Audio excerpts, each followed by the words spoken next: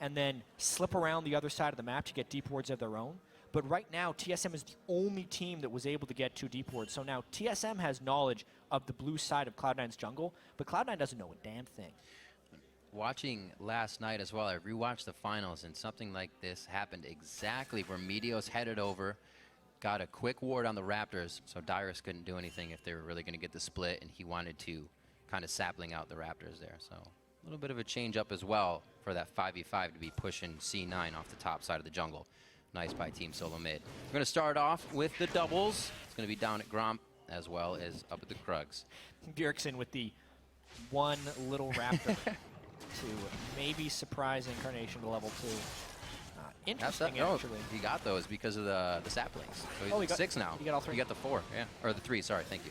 I mentioned Fog of War. It's a sapling start from Maokai. One spell over from the mid laner gives him that. Heck yeah.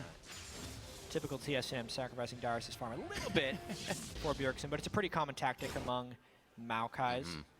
Interesting how Balls was actually prepping a double jungle with Meteos where he helped with red, but then he realized the lane swap wasn't going to happen, so he had to teleport up to the top lane right away.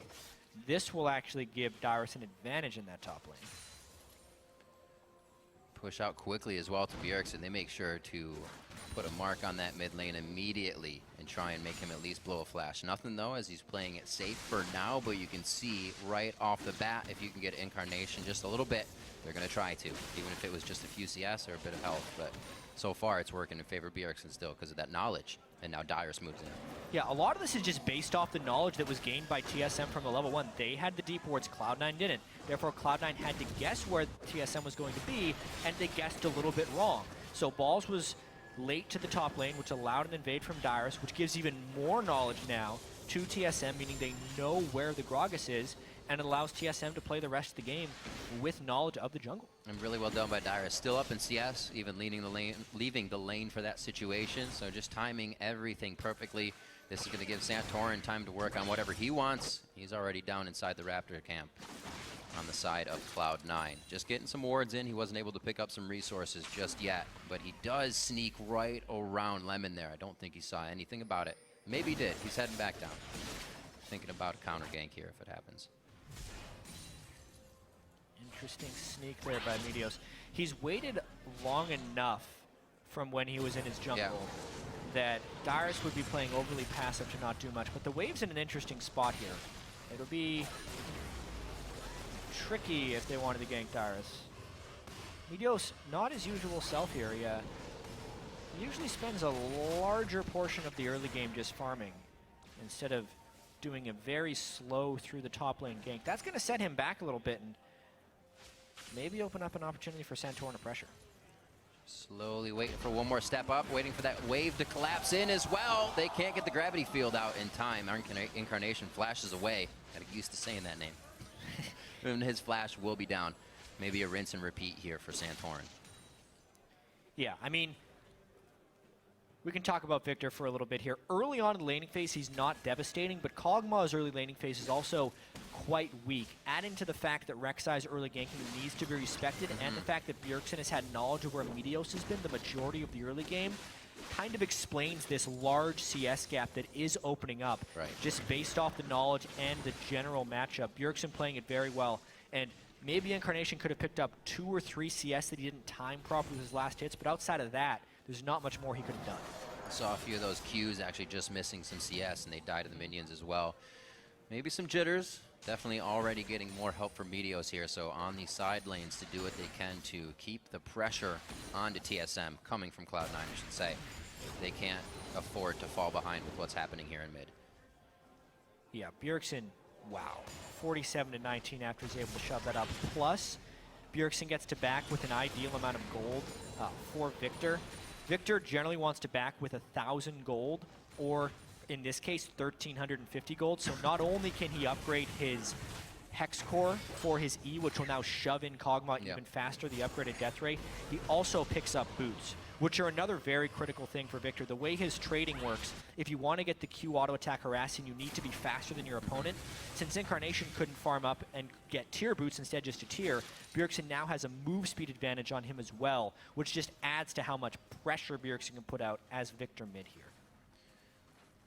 See where Santorin decides to go. Looks like Bjergsen should have a hold on this, so we may get a little more effort to the side lanes from Santorin. Everything seems safe, though. Charging up the tier as Wild Turtle in the bot lane. It seems like they have come into this one with a straight head on their shoulders, and everything is at par right now. Balls in the top lane, 44 to 45. Didn't really have a CS deficit, but he has completely evened out the few he was behind. Neither of those guys have backed just yet, so if a teleport were to come into play, they're only going out with these first items that they purchased. A little aggression for the Scuttle Crab, but I think that's all we're going to get out of this. Yeah, I think you are correct. A lot of river control here by TSM. If you look, they control both Scuttle Crabs as well as having some wards in the river. And it's only ended up costing Santorin about 3 CS against Meteos. It's been a very solid early game by TSM, and honestly, just a very well-played laning phase by Bjergsen. It's one thing to talk about someone's general mechanics in the mid lane. Oh, they land a lot of skill shots, oh, they get solo kills. But one thing about Bjergsen is, not only does he know how to zone people off CS, the CS that he can actually get, he almost never makes a mistake with a last hit timing. Getting pretty much everyone, and you say that's, as he misses one, you say that's easy, but honestly, even pro players like Incarnation miss several throughout the course of an early game because you're trying to keep everything else on track. Jungle timings, ward timings, harass windows, but Bjergsen seems to manage it all most of the time. The thing is, it escalates even more is when you miss the earliest waves that give you 2, give you 3, and have allowed Bjergsen to push Incarnation out of lane. Now that he misses a few, it's still going to hurt, but he wishes he did not miss those early ones right now. Not looking good for him. He did go back and get the tier, still has Ghost up for a bit of safety here. And he knows the fear of Santorin now back somewhere in the jungle. Dyrus, a little bit of roam as well, so it looks like they're going to start getting that chokehold onto any of the resources that Cloud9's going to want. And if we can't get blue to Incarnation, that's going to be very hard for him to do anything. Yeah. They've been able to push Incarnation back. He couldn't get boots on his first timing. He did get the tier, but now they know exactly when he's gone back to base. Not to mention, Dyrus has been able to take his early experience advantage and make it so Balls never gets control of that lane. I mean, this is procedural play here by TSM, but they're doing a very good job of it. It doesn't even look like they will give it a thought either. Incarnation runs right up the lane. He's going to try to get as much CS as possible as it crashes into the turret, and everything going the way of TSM here with a 2K lead, just 9 minutes into the game. Or 1K lead, sorry.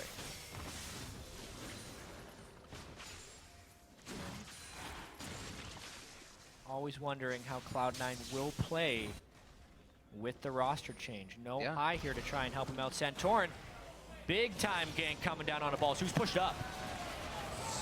Got him. They're going to just be able to sit on the equalizer here. And good flash out as he makes sure he gets all the crowd control out of Dyrus. Balls stays alive. I don't know if we're going to be able to get anything from Meteos out of the bottom here, but it would help a lot for C9. Another gank through the lane there for Meteos. They don't even have brush control for this gank, so a sweeper on elimination, but he hasn't swept that brush. I think it might just be a brute force type thing here. Getting out of there. That's a lot of people. Cancel TP. Yep. Interesting. It would have been a Rumble teleporting in without an ultimate. But knowing TSM had no teleport support, this could be a tower for Cloud9 if they want it. Smart play overall, actually. It looks like Balls may actually get to the top lane and stop Dyrus from doing too much damage to this as well. Dragon's up, but with that teleport stop, I don't know if C9 feel they have the majority to take this bottom half of the map. Incarnation is just set so far back by that laser, and now not having blue, he keeps eating that damage. Still about 40 CS behind. Bjergsen. I really like what Bjergsen's done with his Victor build. He's gone for the second upgrade of the Hex Core, so he's augmented his Q as well. And what that does is it gives you a quick move speed burst every time you Q. The thing with that is Q's a 2-part spell on Victor, so it does a small amount of damage, but then it powers his next auto attack. So what Bjergsen is doing is he's using the Q for the move speed, then walking into auto attack range, getting the empowered auto. And the extra thing is with Victor's Death Ray, it's an instant cast from the point of origin. So when he gets close enough to be in auto attack range, it's an undodgeable Death Ray, which will always hit Incarnation. So it's this incredibly reliable, high potency harass that he is pushing Incarnation out of lane with. And he's now 50 CS up. onto Incarnation this early into the game. That is absurd. Not getting any easier. Definitely using his veteran status here on the stage to work past any jitters that Incarnation could be having. Yeah, this is what happens when you're really far ahead of your lane opponent as Victor, and why move speed can be so important, because it's those guaranteed death rays and the incredible amount of damage that puts out. All teams are definitely taking note of this, because you can see Santorin also dismantling Meteos' jungle, which this mid lane pressure is now hurting Meteos because he's having to cover things, and it's kind of falling apart here. Cloud9 has moved the bottom lane up to the top here, and they're going to try to start dropping some turrets after they got the bottom one. Doesn't look like it's going to go down too fast with the TSM protection. Knowing that High was kind of the core shot caller for these guys, Lemon Nation definitely having a voice in there as well. Right. High would be very calm and vocal during fights. Yeah. Maybe Incarnation can still kind of bring that to the team. Meteos said don't expect too much out of Cloud9 at the start. If we look back to last split as well, Cloud9 was actually one of the most passive teams pre-15 minutes as far as kills and deaths. So typically they would kind of farm out the early game, and then they excelled in the mid to late game. Right. This is actually only a 700 gold deficit, which, considering the 50 CS difference in that mid lane, isn't that bad. If they can keep their turrets generally alive, they could still have a nice mid-game power spike here. But it will depend on that shot call. Yeah. A lot of pressure going towards Incarnation every so often. They don't stick with it, though. If they don't hit them, they leave, and they'll be back within a few minutes. It's not a tunnel onto this guy to kill him. They know exactly what they want from the side of TSM. Just banking on this 1,000 gold lead. They're getting pretty much everything they want, slowly but surely. Should be a trade here. So 2 turrets now for Cloud9. Hopefully some deeper wards can be placed to stop anything from coming out. Get Santorin's location. Still taking Meteos' jungle, though, so I guess deep wards aren't really helping because they need him defensively right now. And Incarnation is just so far behind on his item timings. Normally you need Tyr and then Ludens onto Kog'Maw before you even get there. He's still 500 gold away from his needlessly large rod, which is really far behind. Although Dyrus is pushed up with no turret. Bad place to be. Cast on the hunt. Doesn't look like he's going to get any help up here. He should go down eventually. The rest of the team is working on Dragon towards the bot lane. And Dyrus is going to go down for the bet, you could say. Somewhat. If Meteos is going to be up there, though, that's just not a place that Dyrus needed to be. It's true. Not necessarily respecting the move speed buff from Sivir and the chase potential of Gragas. But of course, the team was getting Dragons, so at least they win something out of it. All right, so first blood goes down. TSM also grabs themselves a turret in the bottom lane previously. Jeez. Once you get that death ray maxed up on Victor, you just don't miss CS. You throw one death ray down the line and you clear it, which gives him a lot of roaming potential as well. Knowing blue buff shall be up shortly. Yep. They're going for that one again. Let's see now whether TSM can lend the proper support here. We could be in for our first big fight over this blue buff because Kog'Maw needs it to continue to farm. That's another reason that this has fallen so far behind for Incarnation, because he can't farm from close range. He runs trying to spam his ultimate for farm. He's already half mana They're here. conceding. They can't help. He's not coming out of the mid lane. Balls is still staying in the bottom, trying to get a hard push on down there. And TSM can just rotate to the top here. Bjergsen's obviously going to protect mid, but they may get a fight up there that they want. Santorin using that tunnel placed quite a bit ago. That's the one he actually just ulted to. We saw that happen in Balls' first gank. So Cloud9's not really even in their own jungle to clear out these wards, to clear out these tunnels that are being created. They're not really getting the fundamentals out. Yeah. It's making it easier for TSM to make all of these moves. Right now, again, brute forcing them off a turret. Cloud9 has had to find these when TSM is away and doing other things. And wherever Victor moves is where Cloud9 has to move away. Yeah. Because of how strong Bjergsen is right now with that 161 CS, less than Jeez. 16 minutes into the game. More than 10 CS per minute at the moment. So it's a rotational game right now for Cloud9. They do not want to fight TSM, and it's on TSM to force the right objective moves and not get themselves out of position, because team comp-wise, there's actually some really good mobility on the Cloud9 side. The Nautilus-Sivir combo, as far as catching people out, is very strong, not to mention the Gragas initiation, so it's feasible for Cloud9 to get picks. They just have to not be outnumbered when they do so. I can't recall. Does Victor Ultimate stay alive when you die?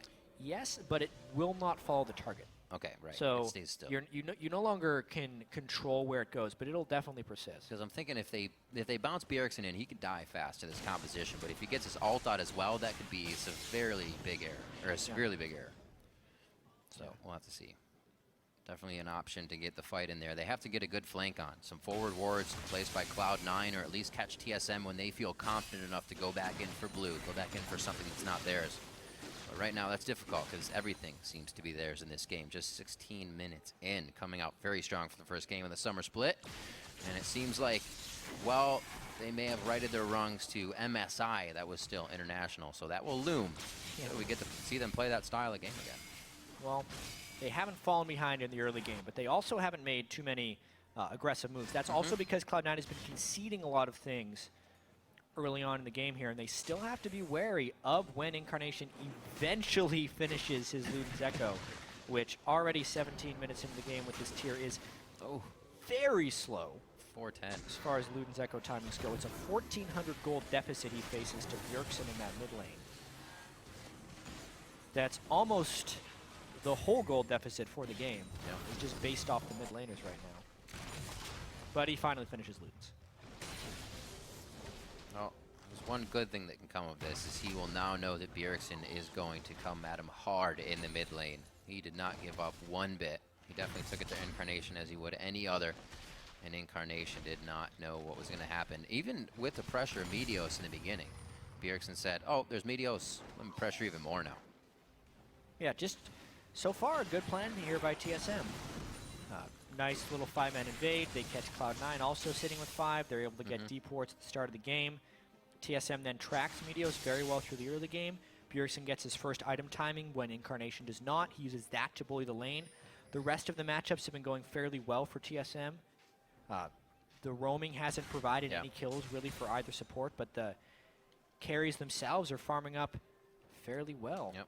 Only one death for Dyrus in the top lane, and that's all they could find. I mean, that's what teams try to find. In the end, that was only the first kill that really Cloud9 could get out of it. And Dyrus said those reasons really because he doesn't communicate to the team much. The waves pushing, like you said, the jungler's top, I don't need to be here kind of thing. So, we may not see that happen again for them. We also saw both of these teams go through last season with many games where they had a lot of very low kills by the end of the game. Especially when Cloud9 would win games. They'd win games like 9 kills to 1. It's when they started losing that they started doing crazy things. Yep. The unfortunate thing about this game is they are losing, but they're not really trying to take risks to get back into the game. They're probably just waiting for Incarnation to hit some better item timings and actually land poke before an objective, but he's just been so far pushed out that he's been unable to do so. The Luden's is there. Still, though, the mana just drops as soon as he starts to throw it out. Because he can't get his own blue buff. Yeah, using the consumables right away. Just tickling him right now. Dyrus been able to get a lot of MR. It's another thing. Cloud9's put a lot of AP into this one team, which is allowing TSM to put some pretty heavy magic resist on their members early. Bjergsen with the Abyssal Scepter. Great buy in this situation since it's Rumble, Gragas, and Kog'Maw. So much aggression. Hooks coming out, the lasers, Dyrus walking in as well. TSM wants this fight, whereas Cloud9 is kind of saying, we can only take this if they make a mistake.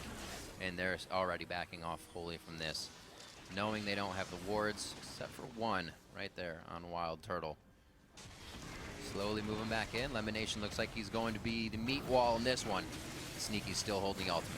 Yeah, TSM will take a fight if Cloud9 engages, but don't expect TSM to go crazy here. Nope, there's Dragon. They also have crab control. It might be difficult to fight in even with on the hunt, and they make it out alive. Doesn't look like there's going to be much of a fight anywhere for that one. Another Dragon over to TSM, and Cloud9 hadn't even been pushing middle, something we may have seen previously, that they kind of take control of something, move TSM off it, but they're a little late to that. Yeah, kind of in between decisions that they need to make. Right. Whether it would be hard pushing mid lane or going down for the Dragon.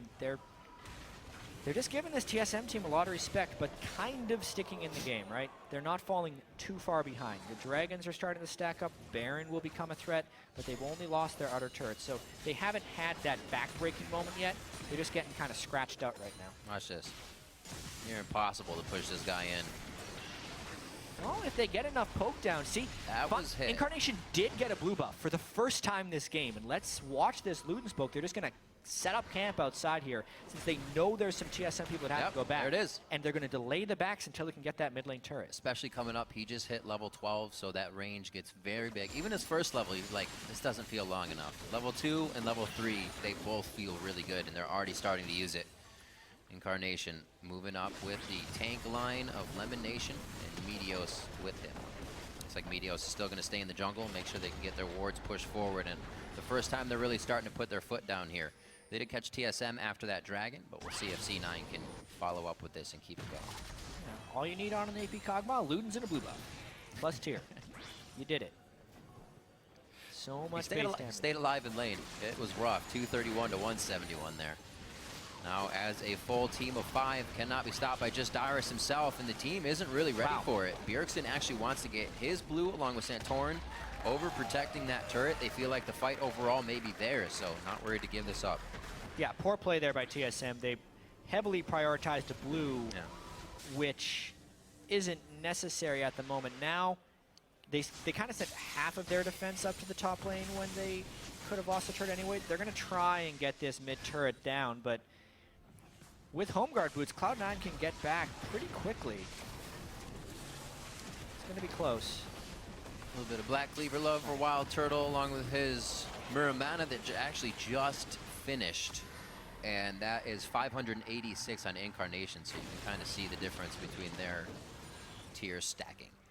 Yeah, so by the way, Black Cleaver and Muramana are insane on Urgot. Not only does Urgot's Noxian Corrosive Charge, the thing that locks on his Acid Hunters, give you Armor Shred, it also ticks physical damage very frequently, so basically he lands E on someone, and once his E is max, it's going to shred 50% of the opponent's armor for one spell, because that's the way Black Cleaver and the E will tick. You might as well just get naked. It's going to help him out real heavily in these team fights. We'll see. Stripping people down. Here comes Wild Turtle from the top. Oh, he's taking some poke, actually. The rest of the team gets cut off as they weren't exactly dancing together too well. They're still going to stay safe on this one. Looks like we have Sneaky pushing up in the mid lane. He's going to call some pressure over. He should be able to just walk right out the bottom as he clears that with a boomerang. So Cloud9's kind of giving TSM the dance now. They're able to protect a few things and also push them off with the turrets. Looking better. The longer they do that, the better the chances are for Incarnation to get a little bit bigger, a little bit stronger. Great job by Dyrus in that top lane as well, going down still 185 to 152. Righteous Glory's finished, so they can kind of counteract any of the kiting they want to do with Sneaky's ultimate here. It's just getting better for him. If TSM actually gets a fight on Cloud9 before Incarnation can get poked down, it's not going to be pretty for Cloud9. Bjergsen, we haven't seen any team fights in these 24 minutes. If not for that one gank fight, Dyrus would be approaching the record for longest game without a kill. Maybe we can get a separate one for longest game before the second kill happens, because we've gone a long time here with these guys just trying to trade objectives and conceding things. Again, it looks like Cloud9 just maneuvering around. I mean, we're wondering whether they'd be able to kind of cheat advantages like they used to when they'd fall behind in the game and just avoid fights. They're doing that just fine in this game. TSM unable to pull the trigger on multiple occasions, whereas Cloud9 is rotating around and keeping a pretty strong presence here. I can't imagine how these guys are going to assess the fight. They haven't done it in a while. Bjergsen's probably going to one-shot someone that they're not expecting it. Everything's going to kind of just happen immediately. Everybody's going to be like, whoops, didn't realize it. Oh, this works. It's going to be a very interesting fight. I don't think we've ever had this much of a gap between two and as many items built as they have on each champion. 1-0 though, 25 minutes in, as both teams are weary of making that big mistake. Yeah, well, this is where the dragon denial actually comes in. Notice how Cloud9 conceded the first two dragons, but that dragon number 3 is often the straw that breaks the camel's back in many situations. Oh, there it is. On the hunt, throws down the gravity field. It flashed over the wall. Death Charge is going to go off to the side, and they are right onto Incarnation. They let him run through the lane, and then they actually flanked Cloud9 on their own initiation. Team Solo mid now onto Lemon, and it looks like they will be able to continue down the pressure right to the inhibitor turret. Yeah, that's a lot of stuff taken by TSM. They get to choose their own adventure here. Where do they want to take the advantage? Because there's Dragon coming up, there's Baron already, and there's a maybe push down the mid lane. Maybe indeed. It took a little time for the minions to get there, and it gives sneaky enough time with the team to just, The ultimate objective. the ultimate The objective enemy's blue buff. indeed. Unfortunate once again for Incarnation on that, and the one fight they tried to take only gives 2 kills over to TSM, so you can still see how careful they are about taking these. Well, TSM wanted to double team that blue buff, which means Cloud9 might try and harass this Dragon a little bit. It's going down low. Balls and Sneaky trying to 2v3 That here. turtle damage onto Sneaky, already half health, 2 shots. Great spell shield to stop the last one. Sneaky can't get another shot on a turtle. That lantern was amazing by Lust Boy. Now Balls overheats in the fight. Lemon stuck with the rest of the team, and Meteos on the top side here. So we're split on either side of the Dragon. Nobody going down just yet, but they finally find all the HP of Bjergsen and cut him down. Both summoners used there, and it looks like TSM backs off. They do get the Dragon. Yeah, TSM tried to take a little bit too much there. They wanted the blue buff and the Dragon, and then that ensuing fight actually led to them suffering a casualty there. Bjergsen lost his blue buff, even though now he's been able to pick up a death cap, and Cloud9 kind of stays in this a little bit. Being down 3 Dragons to 0 obviously is an incredibly hard thing to come back from, but at least the gold is still close. So one more tier stack by Incarnation, and he's all Seraphs embraced up, so that's good for him. We saw the damage there coming out of Wild Turtle in the fight versus Sneaky. Everybody kind of can gauge the damage now. They know what they're going up against in these fights. Baron is definitely going to be an option quite soon. Cloud9 would love this. Dragon number 4 means even more of that taking Time Bomb number 5. And getting Baron would easily help them push down a few of these turrets here. They need it. Getting flanked that hard on their own engage was not what they wanted. Yeah, I wonder when Dyrus will pick up home guard boots, because there's a potential that that could be a game-changing fight. All TSM is worried about right now, I feel like, is just getting on Incarnation and making it so he can't poke. If Incarnation can stay in the back of these fights and poke, it's going to be huge. Watching this fight once again, it's a very slow collapse in by both teams because the Dragon was so contested and slow since it was a 2v3. Watch the positioning here. TSM had to respect this, but Bjergsen tries to come in the side with a flank, and he doesn't have his ultimate because it's been so recent since the last fight. And Meteos singles him out very well with the body slam for the stun and the ultimate to knock him back, which is what Meteos is going to want to do in pretty much any of these fights.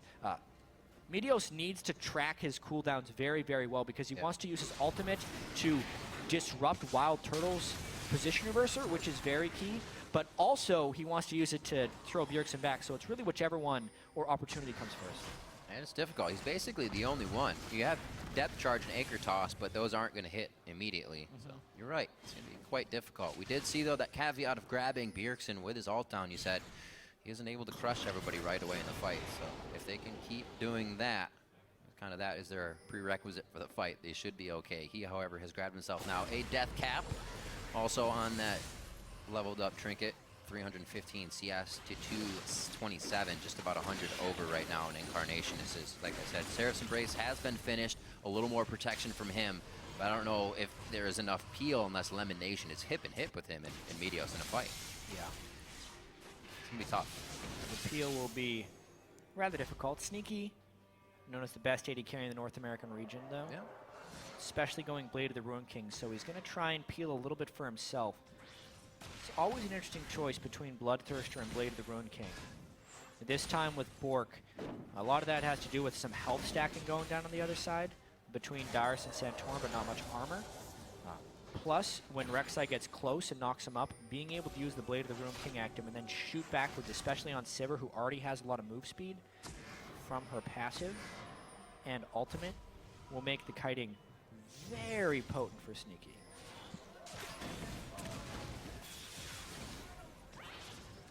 3%, 47, a very, very close vote between all of the fans out there, and a very close game indeed. There is quite a difference between the mid lane, but Cloud9 is keeping themselves in this one, holding on to the last few rungs of the ladder. It's looking shaky though. A few more engagements like what we've seen from TSM, and the inhibitor turrets will be no more. We can already see Incarnation ready for what could be some of the final battles. The Sorcerer Elixir there for him for a bit more damage since he's behind, and already puts another blasting wand in there. Yeah, meanwhile, Bjergsen's already consumed his. Bjergsen's sitting on 640 ability power right now. A massive amount for only being 31 minutes into the game.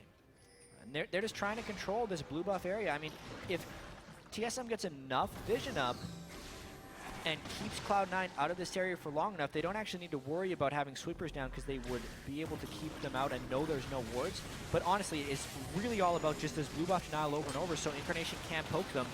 Oh, he got it. Did he? Caustic Spittle for the win. Whoa, that is such a huge potential swing. With the blue buff onto Kog'Maw, it means TSM can't safely go in for this Baron because the poke can persist from Incarnation's Cog. What a game-changing steal there. Big. Now they have even more wave clear as well. So coming up to the turrets for TSM gets that much harder, that much easier for Cloud9. 40 on Dragon, a pivotal time here to get that blue buff. And you can see Incarnation, he's not spitting out loogies willy-nilly. He's still got a full mana bar and he is waiting for the fight to commence.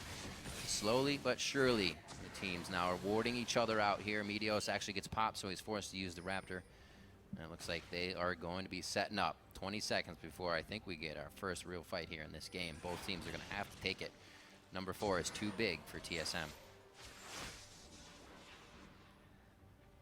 I'm a little confused by Wild Turtle's build, but that's not relevant right now. They're going in. Nice catch on a Bjergsen. That was Bjergsen and Turtle actually hit by that, or Lustboy rather. They start to back off of this one. They should be okay. Sivir ultimate's used on that one. I was just saying the Righteous Glory would bring them back in range and kind of negate that distance, but everybody had a little too much yardage on each other, and now back down towards the Dragon. They remember the objective at hand. And it looks like still, now that's actually, pretty huge. I should say Equalizer down, as well as Sivir ultimate. 3 ultimates down for Cloud9. No ultimates down for TSM, although Bjergsen is sitting at half health without heal. Tries to zone there. This could be Dragon 4. It is. Dragon TSM should fight. 4, that puts the timer on. C9 has to do something big before 5 comes up.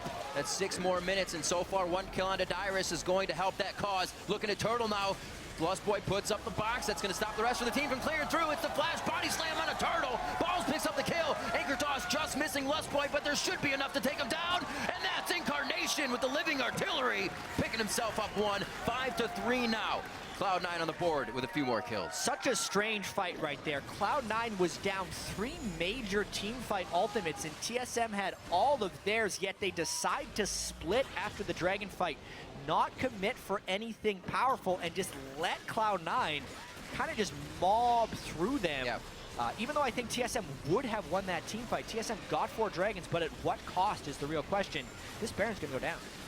Eat it alive. One good thing about having a Kog'Maw as well, that Blade of the Rune King only to boot and chunk down that beast. Baron goes over to Cloud9 after being on the back foot practically all game. 34 minutes in, they finally may be able to put their foot down and push some waves. Let's check this out again. Yeah, I mean, watching this, yes, Bjergsen's a little bit low, so he ends up giving a lot of respect, and he's probably making the call to fall back because he himself is a little bit low. Dyrus had other ideas because he goes all the way in. The Caustic Spittle ends up zoning them out, and at this point, TSM scatters. If only they could have stuck together and all fallen back through the same choke, that would have lined up for Bjergsen's full combo to kill the team. But TSM splits up. Cloud9 stays together, and they also avoid Bjergsen, kind of the 2 things that need to happen for them to win a fight. But with 3 ultimates down, it's remarkable that they could win that fight. Remarkable indeed. That blue buff Incarnation got back as TSM was stealing it, wore off just as they got to Baron, so it was perfect for that Dragon fight, and it really did become one of the bigger plays that Cloud9 has had throughout this game. See what they could do here at their first set of inhibitor turrets. TSM really hasn't reached this point yet. They had a few good fights and then were staved off. Cloud9 here a bit closer now with a chance to keep going as the ultimates, that all 3 that they used, are back up now. Yeah, and the Baron buff. TSM with people back in base, although the tower sieging from these 2 teams is not that great. Yeah, Sivir and Urgot are the AD carries trying to get it from both sides, and this is a brute force teleport engage. Dyrus coming in from the backside there, did not see that, but Cloud9 forced to use the Sivir ult to put themselves back in the fight. There's 2 for Incarnation, looking for a 3rd one, actually puts more damage onto Turtle, so he cannot stay in the fight. Bjergsen with a sliver of health gets out of this one, and it looks like they are going to have control of the inhibitor. And with the Baron buff, this could be Cloud9 winning the game if they play their cards right. Bjergsen did not go down, so maybe he can hold them off. Cloud9 is going to take a whole bunch of advantages off this fight. Bjergsen does not have home guards right now, which allows them to get the inhibitor, but they don't feel safe enough to stay against the all-powerful Victor right now. Maybe enough for a top lane turret if they don't have to enter the base. They're going to have to be careful. That damage onto Incarnation makes them think twice. They lose a bit of auto attack damage onto the turret, and they may not have enough to clean this one up. Lemonation gets taken down by the Afterburst. You can see these powered up mid laners at this point in the game. Even though Bjergsen has outfarmed Incarnation by 100, the fact that the late game Kog'Maw with level 16, just an unreal range on living artillery. It's basically the whole screen. I think it's about 2100 at the max rank. Plus Feels the good. Luden's proc and all the magic pen he's put through. I mean, Incarnation is hitting like a truck right now. He is only going to get stronger. Just watching this fight, TSM, I don't think Cloud9 is going to be able to siege that turret, but TSM decides to go in anyway with Bjergsen really far behind. The equalizer ends up zoning him. Look at how much had happened in that fight before Bjergsen is even involved. Dyrus was completely killed. Cloud9 is the one with the better team fighting play right here. Yeah. They just brute force their way into that turret. Ball Zonias is the aggro away to stay alive, and Bjergsen has to respect the Kog'Maw living artillery because he was late to the fight, and by the time he arrived, it was over. 3, 1, and 4 now. Something I really like about Incarnation's play already is that he kept a steady head. He wasn't trying to go for the blues when they were stolen. Looks like they could actually pick up Dyrus once more. Lust Boy there to save him by the skin of his teeth. Very nicely done. But as I was saying, Incarnation wasn't trying to be scared and get his blues back and then die for getting his blue. When his blue was being taken, he went to mid lane and he just farmed. And he got what he needed to, knowing that that would be the safest thing to get him to a point where he could do this. And we always wonder where Cloud9's strengths come in. Their last split, they were not that crazy early game team, but it was their mid-game rotations and late-game team fighting. All those things are kind of showing true right here. Yeah. Is this high in disguise? You lose his laning phase, and then he makes good calls and plays for the rest of the team throughout team fights. This Incarnation guy has been playing these team fights great as Kog'Maw. Now they have the wave clear, and this game's about to come to a head here at the 5th Dragon. If Cloud9 doesn't get this one, it's hard-pressed to come back after 5. It's really hard to come back from 4-0. The only time I can remember it happening last year is when COG actually had 4 Dragons on TSM. Yeah. And then they won some fights around the 5th Dragon time. Role reversal right here. TSM knows what can happen even if you have 4 Dragons, especially now that they've lost a couple team fights in a row and don't have vision control. It's got to feel weird when you think your upper hand is when you force 5th, and now you're afraid to force 5th, but you're forced to force 5th. A lot of forcing.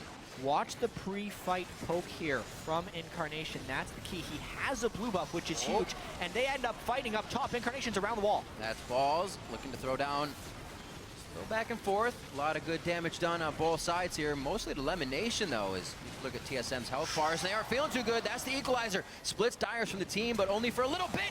Goes for the flash body slam just in the middle. Did not get them. And they're able to react. Bjergsen very low, but still fighting from the outside. And that's going to be Turtle going down. All summoner spells used by him before he got that off to give the team a little bit more oomph in the fight. 50 seconds just about on the members of C9. There's another one down as Bjergsen pretty much one-shots out into Lemonation.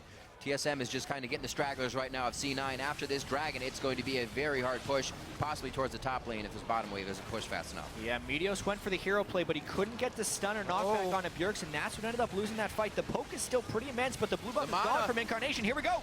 Dragon goes down. That is going to be Santorans. They have 5. They have Aspect. And top turret, rather, bottom of the inhibitor is taking some damage. Woo. So 5 Dragons for TSM. They managed to survive that fight.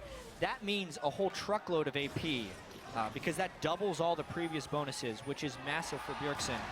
The minions end up taking down a turret on the side. Oh, so close on TSM's Nexus turret as well. The minions were so close to taking that down. They home guard off the base.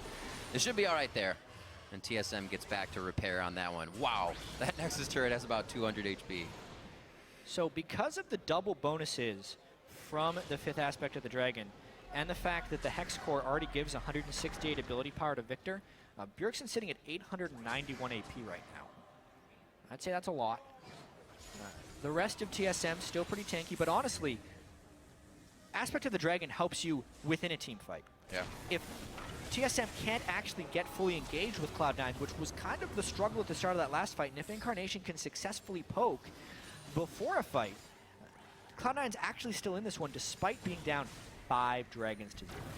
Also, as we saw in that play, which had to have been set beforehand, was that promoted minion taking down that top inhibitor turret as well. So Lustboy had already thrown that on throughout the dragon, banger minion. the fiasco. They had things planned ahead. They're setting the chess pieces in order before they really need it. Oh, the red carpet laid out for Team Solo Mid nicely from Balls there. They're going to take quite a bit of damage. It may be enough to finalize a few kills in this fight. Balls over the wall, but then he just Zanya's, and he's able to keep enough damage onto Lustboy along with Sneaky to get another kill. That's going to be Balls going down by the hands of Bjergsen as he starts to make his way out with Turtle. These guys are trading back and forth very nicely on priority targets. What a fascinating game here. That actually counts as a win for Cloud9 because all they're trying to do is withstand this fifth aspect of the Dragon buff. It's a 3-minute buff. It'll fall away in about another 65 seconds, so TSM may have lost their ability to force Baron with the 5 Dragon buffs, and this is all because Cloud9 was willing to make a call and go in aggressively. As soon as they see Bjergsen isolated from his tank line, they throw down the Rumble ult. That's immediate. Then Meteos just goes to look to separate them. Bjergsen back, Santorin forward, and the rest of the team is there supporting damage. As far as team fight coordination this game, there's been one small misstep from Cloud9, and that was in the 5th Dragon fight where Meteos missed his flash body slam. Outside of that, it's been Cloud9 finding the small windows to take down TSM and making it count. Incarnation getting another blue. Very necessary for him. We already see Elixirs coming out and a few other champions. Balls has one. Sneaky's picked up a Quicksilver Sash, easy to say. Looks like everybody's getting the full items here. You're not going to be able to do much more on either side. A promoted minion also just came out from Lustboy. It looks like that was just right down the mid lane. Yeah, it's always good to track those guys. Where did he put it, actually? I'm trying to find it. Somewhere. It'll pop up. Yeah, either way, this is now, the 5th Dragon is gone. So Cloud9, if they were able to fight them with the 5 Dragons, they can definitely fight them with 4. Knowing there's no turret behind TSM, you can see TSM actually has to give this a fair bit of respect. Death cap completed onto the Kog'Maw as well, so he's a full item behind Bjergsen, but just as potent in team fights, just because AP Cog is ridiculous. It's a bottom lane beauty down there with the big wave. Plus, the hyper late game Urgot versus the damage output of a Sivir. Unless Wild Turtle can swap Sneaky in and kill him quickly, the Sivir will be doing more damage throughout the fights. 5 Dragons down, now only 4 Dragons down. Cloud9 remarkably still in this game, trying to win their debut with their new mid laner Incarnation. Oh boy. Well, they can definitely figure out what's going on and fix mistakes mid-game with this composition already that we've seen. We know that Incarnation, as we said before, can keep a steady head in the game.